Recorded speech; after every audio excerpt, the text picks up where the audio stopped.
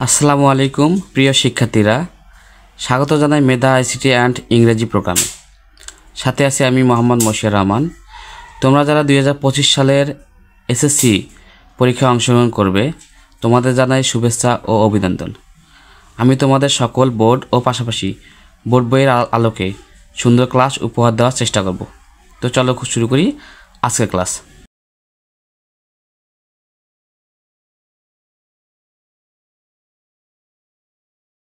আমি আজকের ক্লাসে আলোচনা করব ট্যাগ কোশ্চেন দিনাজপুর বোর্ড 2020, যেটা এসএসসিতে এসেছিল গ্রামার পার্ট অংশে। ট্যাগ কোশ্চেন ব্যাখ্যা সহ আলোচনা। The freedom fighter are the Real hero. এখানে ট্যাগ কোশ্চেন হিসেবে আমরা নিতে পারি, আমরা যদি ট্যাগ কোশ্চেন করতে আমাদের তিনটা জিনিস প্রয়োজন। প্রথমটা হচ্ছে প্রোনাউন, দ্বিতীয়টা অক্সিলারি ভার্ব এবং তৃতীয় হচ্ছে সেন্টেন্সটা নেগেটিভ না পজিটিভ।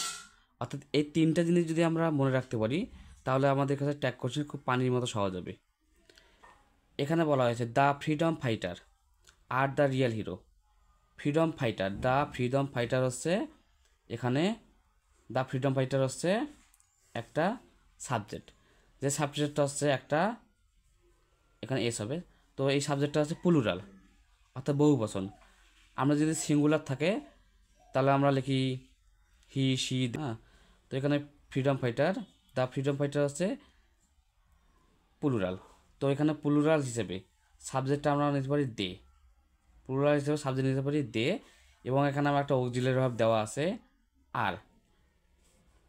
এখানে আমার অক্সিলারি ভার্ব আছে আর। তো এখানে দে এবং আর, এবং সেন্টেন্সটা আছে একটা হ্যাবোধক সেন্টেন্স। তাই the freedom fighter are the real hero, এখানে প্রোনাউন হিসেবে আমরা দে পেলাম এবং অক্সিলারি ভার্ব পেলাম আর। অর্থাৎ এটা হ্যাবোধক বাক্য, না বোধক করতে গেলে আমাকে এই অক্সিলারি ভার্বের সাথে নট যোগ করতে হবে। তাহলে আর নট, আর নটকে ছোটো করলে আরেন্ট।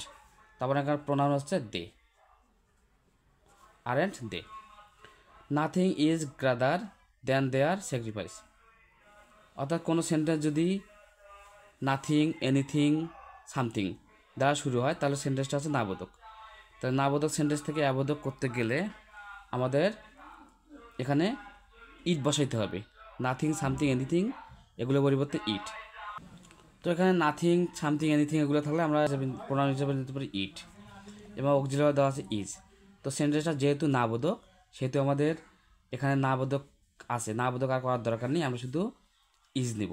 তাহলে আমাদের উত্তর আসতে ইজ ইট। তারপর শেষে প্রশ্নবোধক চিহ্ন। দেয়ার contribution to our country will always be remember.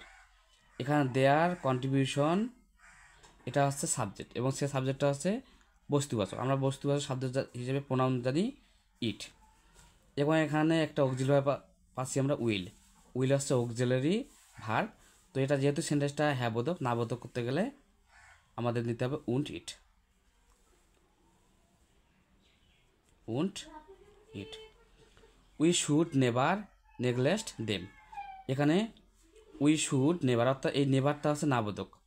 তো যদি নাবোধক আসে তাহলে আমাদের সেন্টেন্সটা নাবোধক করার দরকার নেই, আমরা করবো হ্যাবোধক। তো হ্যাবোধক করতে গেলে আমাদের এখানে প্রোনাউন হিসেবে আমরা উই বসি এবং অক্সিলারি ভার্ব হিসেবে পেলাম শুড। তাহলে আমরা এখানে লিখতে পারি শুড উই।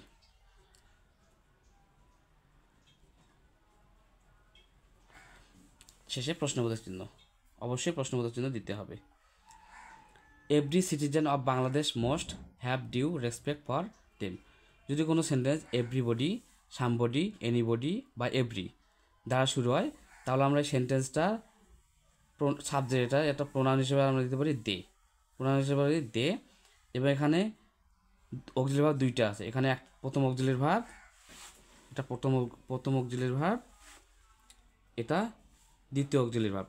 তাহলে আমাদের ট্যাগ কোশ্চেনটা করতে হবে প্রথম অক্সিলারি ভার্ব হিসেবে। তাহলে যেহেতু সেন্টেন্সটা হ্যাবোধক, নাবোধক করতে গেলে তাহলে আমাদের নিতে হবে এম, অর্থাৎ মোস্ট নট। মোস্ট নটকে ছোটো করলে মোস্ট, এবং শেষে একটা দে। তো ধন্যবাদ সবাইকে।